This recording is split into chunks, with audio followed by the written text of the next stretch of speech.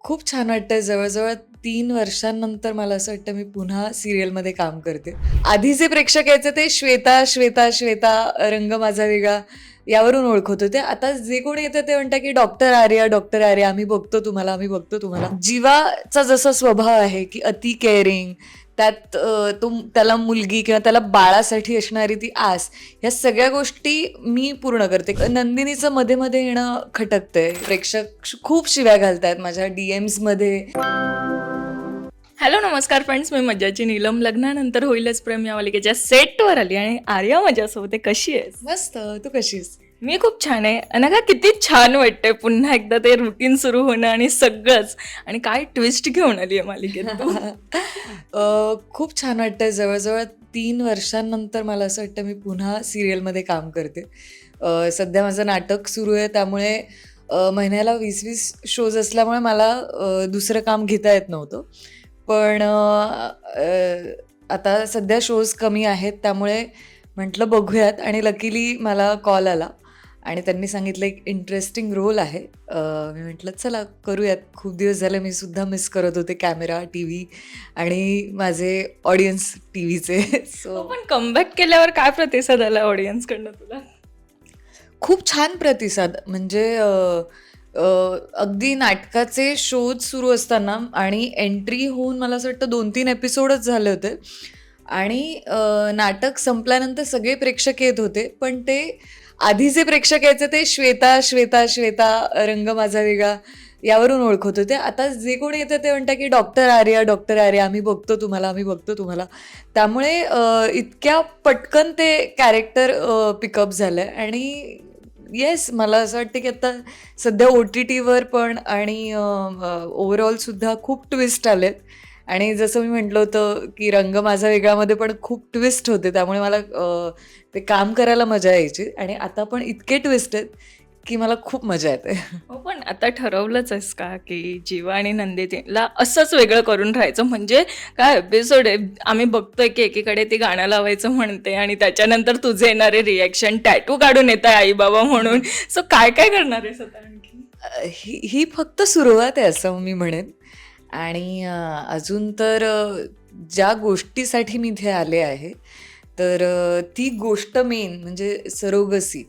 तर अजून खूप ड्रामा आहे, अजून खूप काही गोष्टी आहेत ज्या प्रेक्षकांसाठी सुद्धा अनपेक्षित असतील आणि आमच्यासाठी सुद्धा.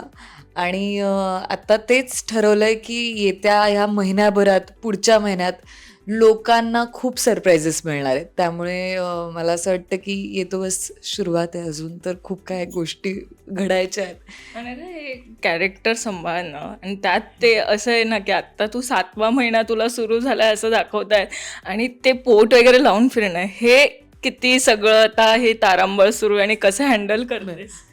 7वा महिना काव्याचा आहे. आता तुमचं कन्फ्युजन होणार कारण की यात सिरियलमध्ये 3-3 जणी आहेत प्रेग्नेंट. बरं, हे फक्त प्रेक्षकांना माहिती की नंदिनी नाही आहे प्रेग्नेंट. पण 5 7 महिने, नंदिनी 6 आणि मी आय थिंक 4. 4 महिने.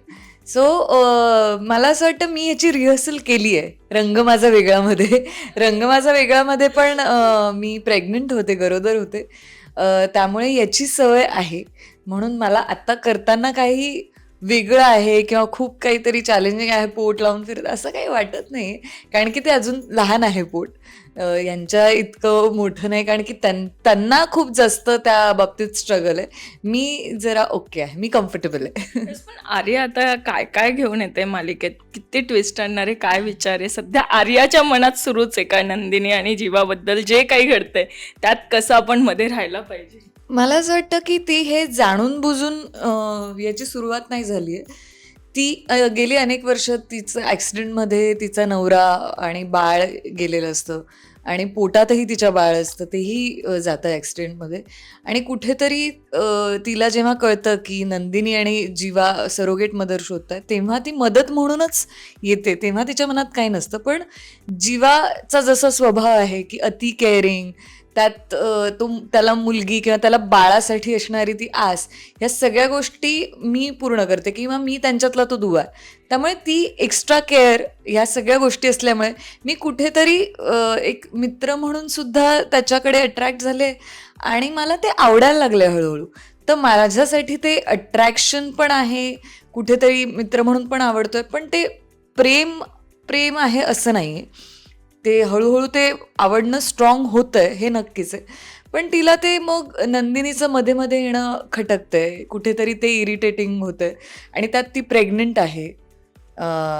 तिच्या एन्झायटी पिल्स सुरू होतं त्या बंद आहे. तर कुठेतरी सायकोलॉजिकली सुद्धा तिच्या बऱ्याचशा गोष्टींवर त्याचा फरक पडतोय आणि ती आत्ता जे वागते ते तिलाच कळत नाही. पण हां, आता मी जसं म्हटलं ही फक्त सुरुवात आहे. ती अजून काय वागेल किंवा काय नाही हे आपल्याला म्हणजे मी नाही सांगू शकणार तुम्हाला. मला सांग, किती छान वाटतं एक नवीन टीममध्ये सहभाग घेऊन आणि या सगळ्यांसोबत काम करणं.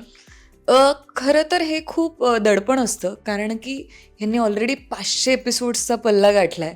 त्यांची एक टीम सेट आहे आणि आपण जेव्हा येतो एका सिरियलमध्ये एक नवीन कॅरेक्टर घेऊन, नवीन स्टोरी घेऊन, ऑडियन्स कशा प्रकारे त्याला ते रिसीव्ह करतील ती स्टोरी किंवा आपण नवीन कलाकारांसोबत काम करत असतो, त्यांची काम करण्याची पद्धत, डिरेक्टर्स आहे, बाकीची प्रोडक्शन टीम झाली, हे सगळं त्यांचं ऑलरेडी म्हणजे त्यांची गट्टी झालेली असते. आपण नवीन आलेलो असतो, त्यामुळे ते दडपण शुअरली होतं.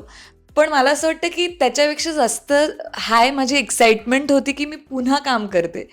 त्यामुळे मी इथे आल्यानंतर मी खूप खुश होते की चला आपण काम करतोय. त्याच्यासोबत नाटकही सुरू आहे. त्यामुळे एक नाही तर 2-2 कामं सुरू आहेत. शिवाय सगळेजण इतके छान आहेत.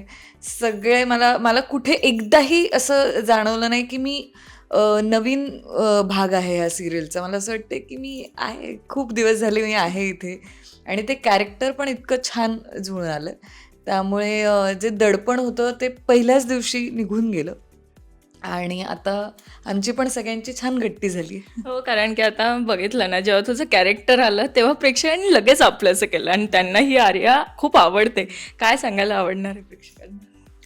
ज्यांना मी आवडते त्यांनी प्लीज चॅनल बंद करा, कारण मी ज्यांना आवडत नाही ते मला आवडतात आणि हा माझा मोटो आहे आत्ता तरी. कारण की मी आत्ता जे काम करते आणि त्यासाठी मी आधी जे बोलले ते गंमत करते, पण नक्कीच मला खूप भरभरून प्रतिसाद मिळतो या कॅरेक्टरसाठी.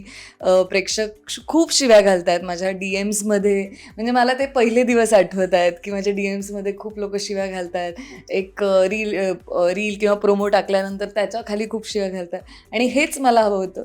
आणि तुमच्याकडनं मी हीच अपेक्षा करते की तुम्ही असंच भरभरून प्रेम मला देत राहा आणि ते माझ्यापर्यंत पोहोचतं आणि मला आवडतं सुद्धा. त्यामुळे मी पण तुम्हाला नवनवीन सरप्राईजेस, ट्विस्ट देत राहीन आणि त्यासाठी तुम्हाला ही सिरियल बघावी लागेल. अगदीच. आणि खूप खूप थँक्यू आणि ऑल द बेस्ट मालिकेसाठीही आणि नाटकासाठी. Thank you so much. Thank you. Marathi मनोरंजन सृष्टीमधील मालिका, चित्रपट, नाटक तसेच कलाकारांबद्दलच्या नवीन अपडेट्स जाणून घेण्यासाठी नक्की सबस्क्राईब करा इट्स मज्जा मराठी या आपल्या नवीन यूट्यूब चॅनलला.